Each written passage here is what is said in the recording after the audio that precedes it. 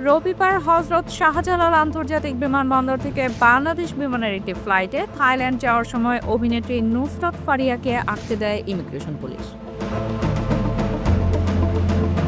আটকের পর ঢাকা মহানগর গোয়েন্দা পুলিশ কার্যালয়ে চিত্রনায়িকা নুসরাত ফারিয়ার জিজ্ঞাসাবাদ শেষ হয়েছে। সংবাদ মাধ্যমকে তথ্যটি নিশ্চিত করেন ঢাকা মহানগর পুলিশের উপকমিশনার মোহাম্মদ তালেবুর রহমান। সোমবার অভিনেত্রীকে আদালতে তোলা হবে বলেও জানান তিনি। মহানগর পুলিশের এই উপকমিশনার সংবাদ মাধ্যমকে বলেন, নুসরাত ফারিয়ার বিরুদ্ধে ভাটারা থানায় হত্যা চেষ্টার মামলা রয়েছে। এ কারণে বিদেশে যাওয়ার সময় তাকে গ্রেপ্তার করা হয়।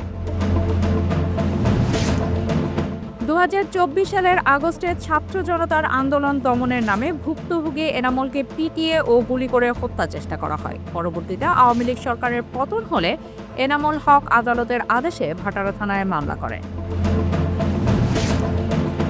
হত্যা চেষ্টার ওই মামলায় আসামি করা হয় অপু বিশ্বাস, আসনা হাবিব ভাবনা, নুসরাত ফারিয়া ও অভিনেতা জায়েদ খান সহ 17 জন তারকাকে।